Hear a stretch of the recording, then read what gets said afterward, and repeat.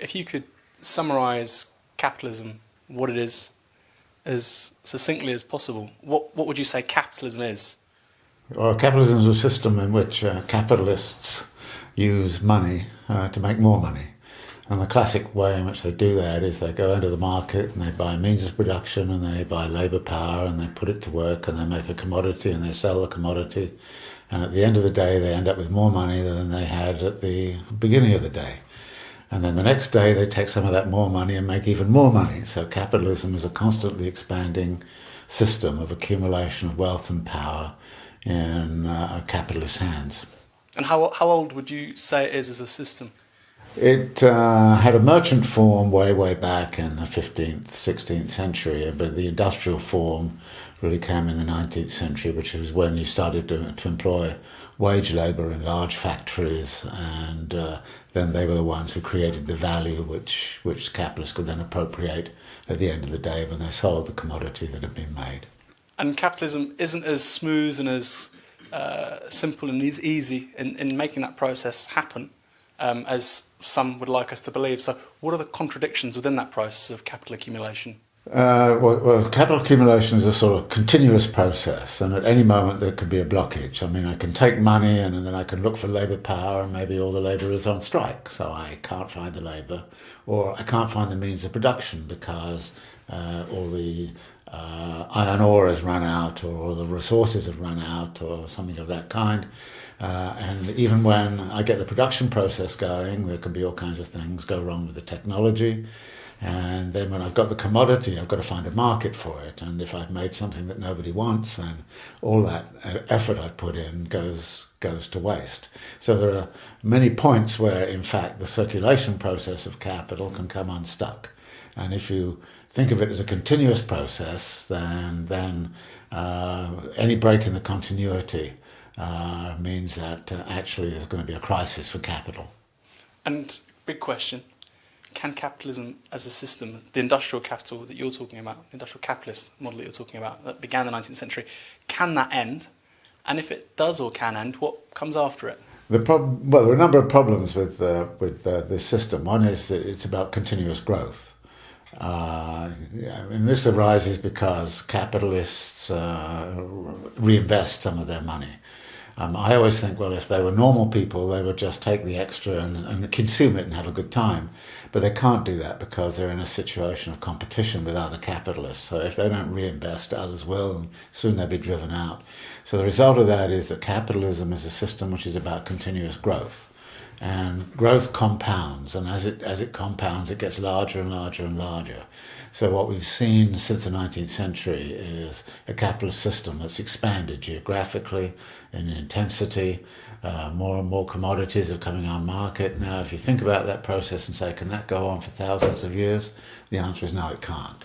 Now, when it's going to come to stop, when it's going to hit barriers, we begin to see some suggestion of limits right now. And at some point or other, we have to think about another way of making life decent than capital accumulation.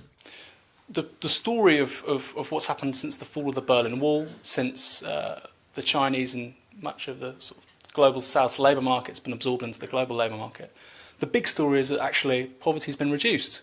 And poverty, as understood as subsisting on less than $2 a day, has declined dramatically in the last 2 decades.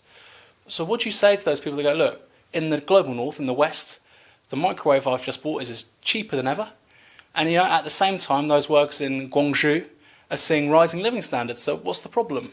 Well, the problem is with the data you're telling me. I mean, there are different ways to measure the data. It's true that actually in China, for example, people now are better off than they were, say, 20 odd years ago because of the processes you're talking about. But if you look at the social inequality in the world, you'll see an immense increase in social inequality between the very, very rich and the rest. For example, in the United States, where I came from in 1970, generally speaking, the chief executive made about 30 times as much as the average employee. Now they make 350 times as much as the average employee. And we've got billionaires popping up all over the place at the same time as we find people are actually more and more kind of in a state of poverty. And be careful about that $2 a day, by the way. Yeah, some people are getting now $3 a day, but what can you buy with $3 a day? And if prices go up, and we see actually prices going up, and one of the reasons why you're starting to see revolutions in North Africa and so on is rising food prices and the like. So when somebody kind of says, well, once they were getting $2 a day, now they're getting $3 a day, and isn't that better? Then you say, yeah, but what can they buy with it? It turns out that actually it's not as good as those data you cite make it seem. Right, because this definition of sort of the global middle class, right, which we're told is now massively expanding, this is going to provide a big new market for the exporters of the global north. These are new markets now in China, Brazil. Yeah. This new middle class, it seems pretty rickety as a middle class conceived, right? Because it's $12 a day. You're seeing a middle class emerging in countries like China, and it's stronger in India and so on. But at the same time, the middle class is under assault. For instance, even in the United States, the middle class is diminishing, and there's more and more people in long-term unemployment.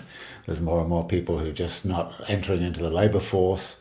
And there's a lot of misery and despair going on in groups that used to be satisfied with a middle-class style of life. So, it maybe look good over here, but it's not so good over there. That's the big problem. Classical liberal response to everything you've just said, they say, well, fine, look, okay, inequality within countries and between countries has dramatically increased since the mid-1970s. That's beyond doubt. But if the pie is getting bigger and the poor, yeah, they get a diminished slice, but actually that slice is still a downside better than it was in the mid-1970s, then where's the problem? I mean, that's the argument that John Rawls would pitch, for instance. Yeah, so I've heard that story since I'm a young kid. I mean, I'm old enough to remember it in the 1950s that we were going to get rid of global poverty by capitalist development, and then 20 years later they kind of said, well, we've still got this global poverty problem, and then 20 years after that, I always remember Henry Kissinger saying in the 1970s, we'll soon do away with world hunger, and here we are, 50 years later. Still, there's a lot of hunger around, and there's a millennium goal of 2000 when they said, okay, by 2015 we're going to get rid of global poverty, and we're very close to that, and it hasn't happened. The difficulty here is that actually capitalism as a system thrives on actually diminishing the standard of living of the labourer, because by keeping wages repressed and wages down, profits become higher and higher. And the result of that is that capitalism creates poverty. It also creates unemployment, because unemployment is one of the levers to keep the aspirations of working class people down. So actually capitalism produces poverty, it produces unemployment at the same time as it thrives on that, and then it turns around and says, well, we've got all this surplus, maybe by allowing us to continue, we're going to get rid of poverty. But I've heard that story since the 1950s so many times that I think it's time everybody woke up and said, no, you can't use a mechanism that creates poverty to get rid of poverty. If we go back to 2008, AIG, Lehman, Bear Stearns, the whole palaver, it looked like the end of a certain kind of capitalism. For many, actually, they're now realising it was probably just the beginning of what had preceded 2008 being put on steroids, so to speak. So that crisis of 2008 and its consequences, diminished wages in much of the OECD, specifically North America and the United Kingdom in particular, massive unemployment in Southern Europe.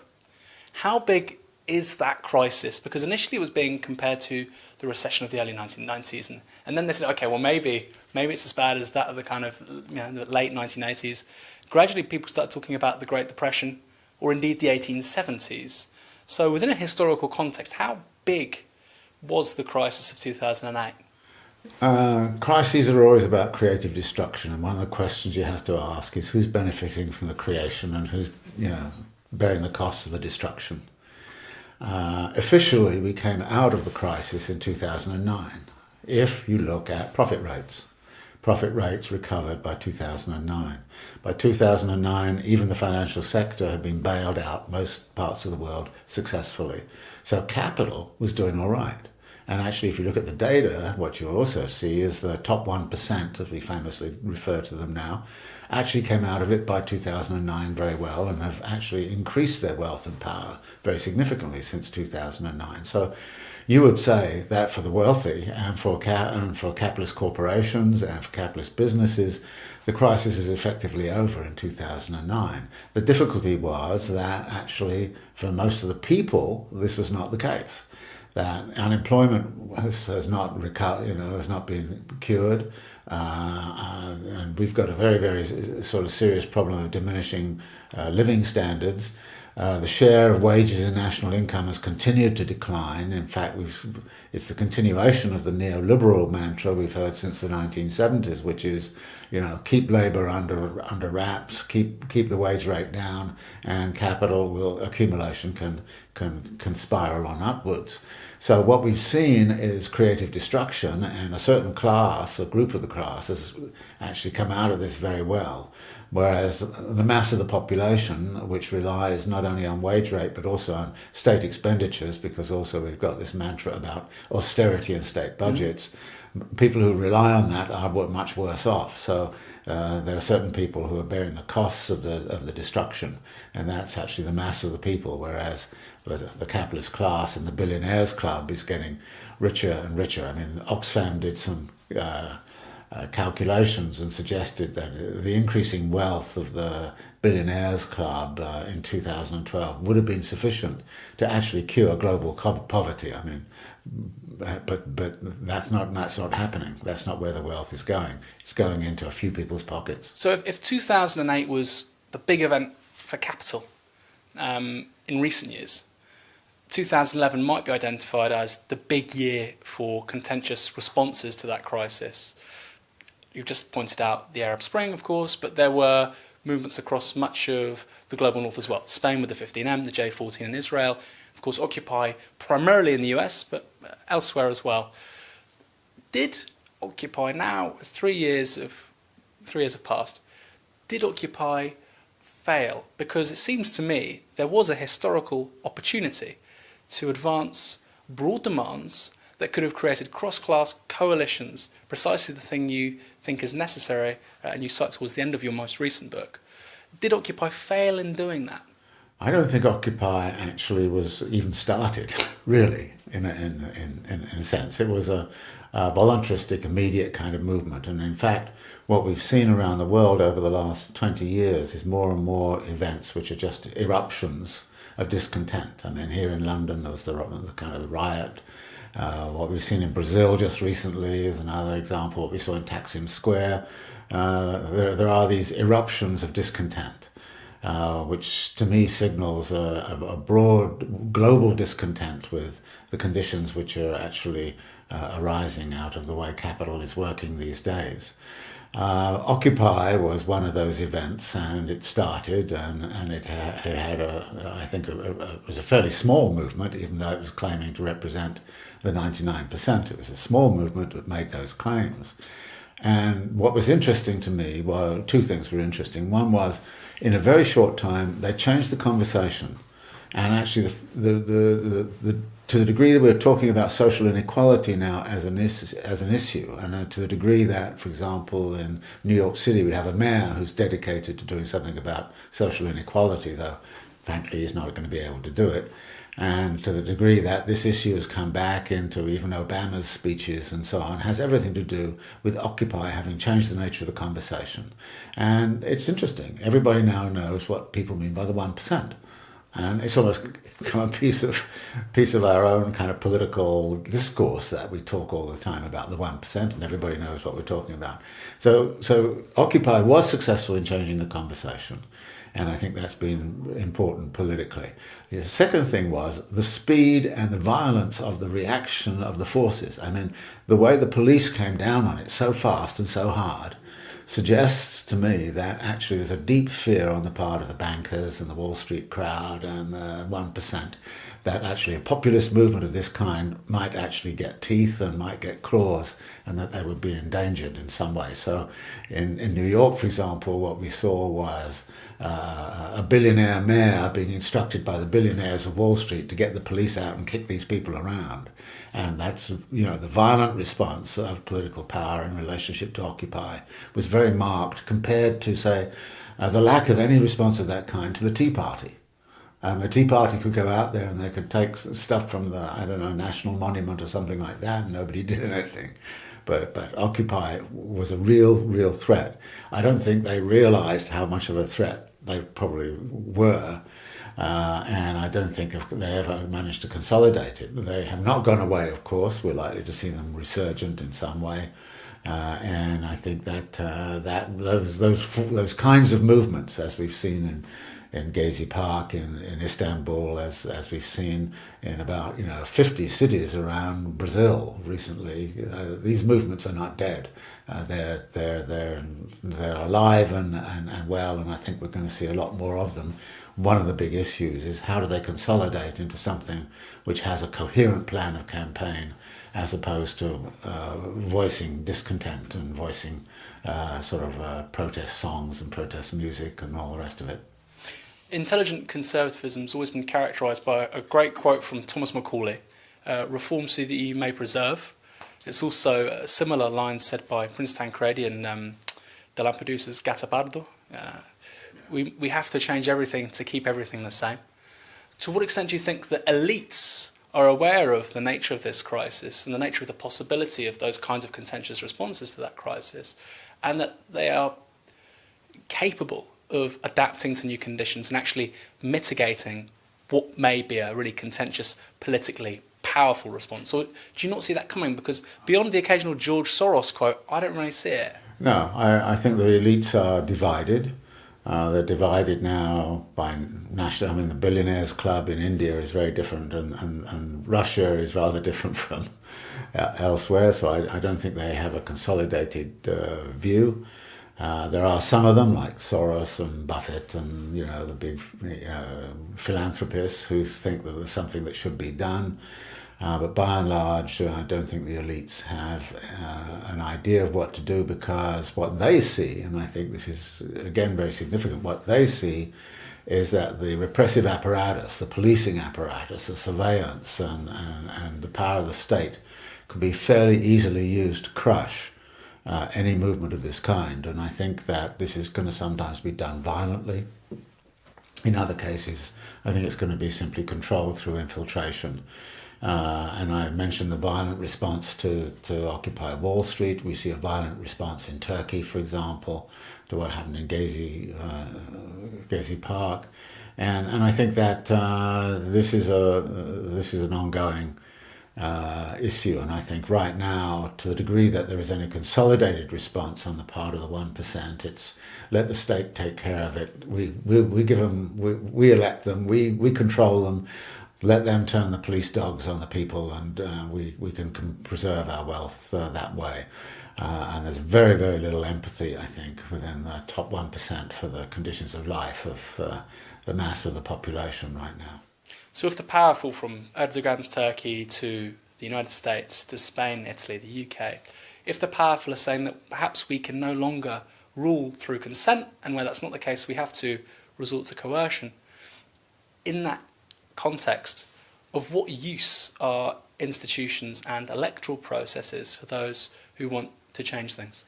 I think electoral processes are, and I think most people are convinced that electoral processes are pretty useless.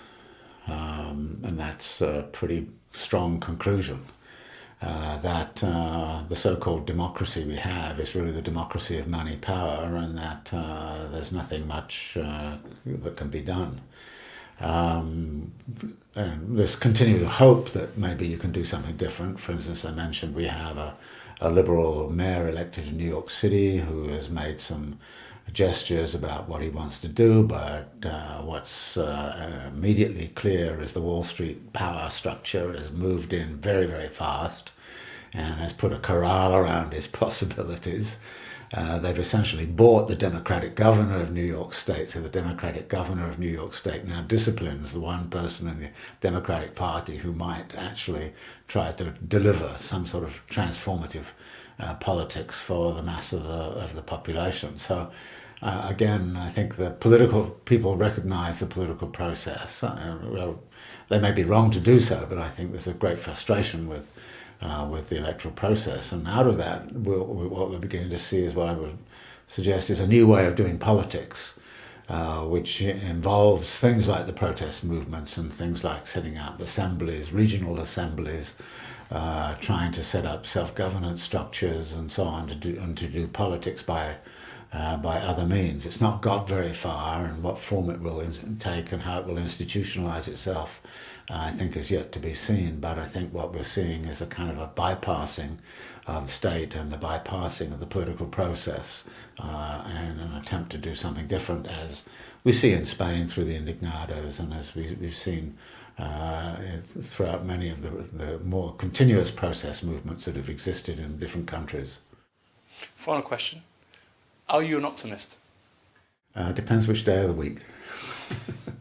On Thursdays I'm an optimist, on Friday I'm a pessimist, and then I go back again. It depends on the situation. I think there's a lot of room for hope, actually, and so I would not say I'm a universal pessimist, but there are some days when I look at the situation and I say, how on earth can everybody tolerate the idiotic way in which this world is being run in the face of some very, very simple solutions which could be arrived at simply by being decent human beings and saying, look, let's everybody have a good share of the pie, let everybody join into a collective kind of process of self-governance. And so I think there's a sense of that around, and I encounter that, so I get very optimistic, but then I look at what happens on the news and I kind of go, this is terrible. Okay, thank you very much. Right. Cheers.